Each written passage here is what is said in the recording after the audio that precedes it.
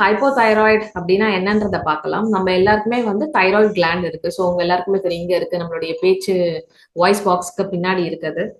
So இந்த thyroid கிளாண்டோடைய main வேலை என்ன அப்படின்னு பார்த்தீங்கன்னா, உங்களுடைய மெட்டபாலிசமை வந்து கரெக்டான ஒரு லெவல்ல வைக்கிறது. ஸோ மெட்டபாலிசம்னா என்ன அப்படின்னு பார்த்தோம்னா, இப்போ நம்ம ஒரு உணவை சாப்பிட்றோம். ஸோ அந்த உணவு வந்து டைஜஸ்ட் ஆகி அது வந்து அப்சார்ப் ஆகணும் உங்களுடைய உடம்புல. சரிங்களா?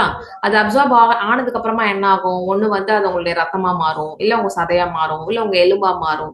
ஸோ பேசிக்கா பிரேக்கிங் அண்ட் மேக்கிங் இது என்ன ஸ்பீட்ல நடக்குதோ அதை தான் மெட்டபாலிசம்னு சொல்றோம். ஒரு சில பேருக்கு பாத்தீங்கன்னா சாப்பிட்ட உடனே நல்ல செரிமானம் ஆயிடும், உடனே வந்து அது அப்சார்பும் ஆயிடும். ஸோ அப்பனா என்ன அர்த்தம்? நல்ல மெட்டபாலிசம் இருக்கு, ஸ்பீடா எல்லாமே ஸ்பீடா நடக்குதுன்னு அர்த்தம். ஒரு சில பேருக்கு ரொம்ப ஸ்லக்கிஷா இருக்கும், சாப்பிடுவாங்க, ரொம்ப நேரம் ஆகும் ஜீரணம் ஆகிறதுக்கு. ஆனா வந்து பாத்தீங்கன்னா பெருசா ஒன்றும் ஊட்டச்சத்து உடம்புல சேர்ந்த மாதிரியும் இருக்காது. ஸோ இப்போ இதுல வந்து மெட்டபாலிசம் இவங்களுக்கு ஸ்லோவா இருக்குன்னு அர்த்தம். இப்போ இந்த ஸ்பீடை வந்து யாரு டிசைட் பண்றா அப்படின்னு பாத்தீங்கன்னா, உங்களோட ஹெல்த்ல வந்து தைராய்டு கிளாண்ட் தான் அதை டிசைட் பண்ணுது. ஸோ இப்போ இந்த தைராய்டு கிளாண்ட் ஃபர்ஸ்ட் ஒழுங்கா வேலை செய்யணும் இல்லையா? இந்த தைராய்டு கிளாண்டை கண்ட்ரோல் பண்ணதுக்கு ஒரு மாஸ்டர் இருக்கணும்ல. அது வந்து எங்க இருந்து வருது அப்படின்னு பாத்தீங்கன்னா, உங்க ஹைப்போதலாமஸ், உங்க பிட்யூட்டரி கிளாண்ட்ல இருந்து தான் உங்களுக்கு சிக்னல் வருது, இந்த தைராய்டு கிளாண்ட் வந்து எப்படி வேலை செய்யணும் அப்படிங்கிறது. உங்களுடைய மத்த ஹார்மோன்ஸா இருக்கட்டும், இல்ல மத்த ஃபங்க்ஷன்ஸ் இன்சைட் த பாடியா இருக்கட்டும், இது வந்து ஸ்லோ டவுன் ஆகும். ஏன்னா இதுதான் வந்து டிசைட் பண்ணுது எந்த ஸ்பீட்ல எல்லாம் வேலை செய்யணும் அப்படிங்கிறது. ஸோ இப்போ என்ன ஆகும்? ஒரு மணி நேரத்துல உங்களுக்கு இவ்வளவு ஹார்மோன் சுரக்கப்படணும் அப்படின்னு இருக்குன்னு வச்சுக்கோங்களேன். உதாரணத்துக்கு வந்து ஈஸ்ட்ரோஜன் வச்சுக்கலாம், இல்லைன்னா இன்சுலின் வச்சுக்கலாம், எதுவா வேணாலும் இருக்கட்டுமே. இப்போ இந்த தைராய்டு கிளாண்ட் ஒழுங்கா வேலை செய்யல அப்படின்னா உங்களுடைய இந்த இன்சுலின் சுரப்பு ரொம்ப ஸ்லோவாயிடும், உங்க ஈஸ்ட்ரோஜன் ப்ரொடக்ஷன் ரொம்ப ஸ்லோவாயிடும். அப்ப என்ன ஆகும் அப்படின்னா, இந்த தைராய்டு ஒழுங்கா வேலை செய்யாததுனால இப்ப இன்சுலின் குறைஞ்சதுன்னு வைங்க, அப்ப என்ன ஆகும்? சுகர் வரதுக்கான வாய்ப்புகள் அதிகமாகுது.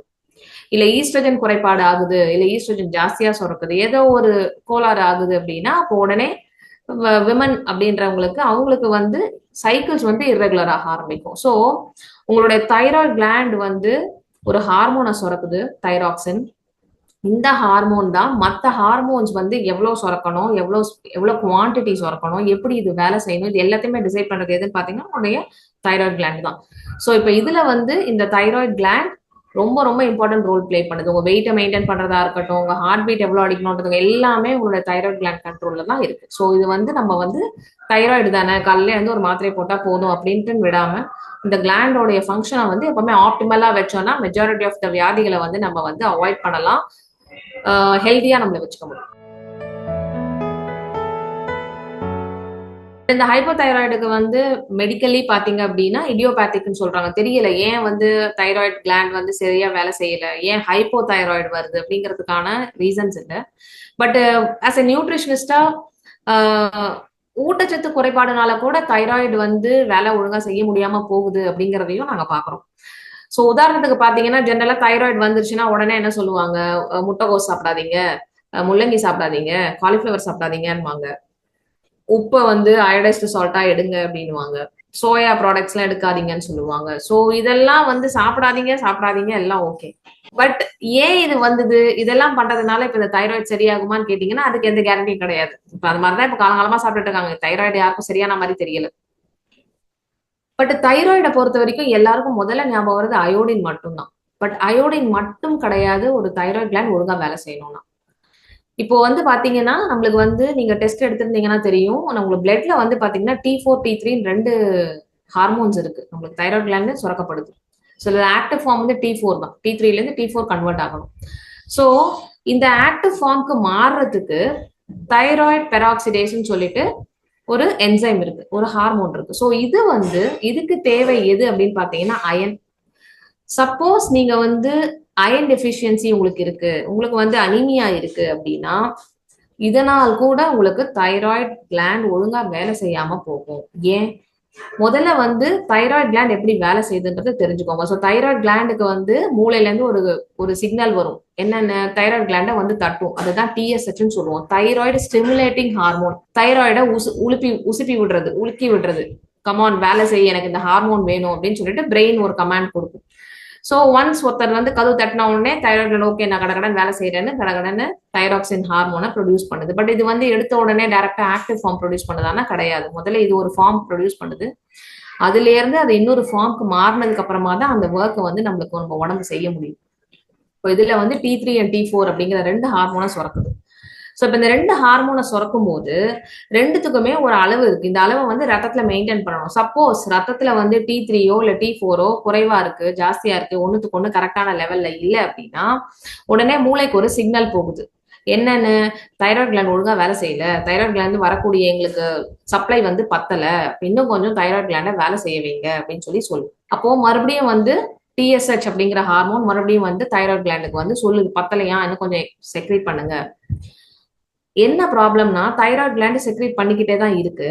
ஆனா இந்த கன்வர்ஷன், இந்த ஆக்டிவ் ஃபார்ம் ஆஃப் கன்வர்ஷன் வந்து ஒழுங்கா நடக்க மாட்டேங்குது. ஸோ தைராய்டு கிளாண்ட் ஒரு கட்டத்துல அடப்போங்கப்பா நான் எவ்வளவுதான் சுரக்கிறது அப்படின்னும் போது பிரெயின் ஆனா உங்களுக்கு கண்டினியூஸா வந்து இன்ஸ்ட்ரக்ஷன் கொடுத்துட்டே இருக்கு, பத்தல பத்தல பத்தல. ஸோ இப்போ இதுல வந்து நம்ம அயனை வந்து கரெக்ஷன் பண்றோம் அப்படின்னா அப்போ அந்த தைராய்டு ப்ரொடக்ஷன், அந்த தைராக்சின் ப்ரொடக்ஷன் வந்து ப்ராப்பரா இருக்கும். ஸோ அப்போ அதை வந்து ப்ராப்பரா பிளட் வந்து எடுத்துக்கும். ஸோ அது வந்து இன்டர்ன் பிரெயினுக்கு கமாண்ட் கொடுக்கும். அண்ட் பிரெயின் வந்து ஆட்டோமேட்டிக்கா என்ன பண்ணும், அந்த TSH ஹார்மோனை வந்து கம்மியா அனுப்பும். ஏன்னா தைராய்டு கிளாண்ட் இப்ப வேலை செய்யுது. ஸோ இப்போ இதுல வந்து ஃபீட்பேக் மெக்கானிசம்லயும் ப்ராப்ளம் இருக்கலாம். இப்போ பிளட்ல ப்ராப்பரா இருக்கும், பட் பிரெயினுக்கு அது ஒழுங்கா அந்த இன்ஸ்ட்ரக்ஷன் போகாம பிரெயினுக்கு வந்து ராங் இன்ஃபர்மேஷனும் போகலாம். இப்போ இதுல வந்து பாத்தீங்கன்னா அகைன் உங்களுடைய சிக்னல் பாத்வேஸ்லாம் வந்து ப்ராப்ளம் இருக்கலாம். ஸோ இப்போ இதை வந்து கரெக்ஷன் பண்ணணும்னா அகைன் வைட்டமின் பி காம்ப்ளெக்ஸ் உங்களுக்கு நிறைய தேவைப்படுது. இது இல்லாம தைராய்டு ப்ரொடக்ஷன்லயே ஜிங்கோடைய ரோல் ரொம்ப பிரதானமா இருக்கு.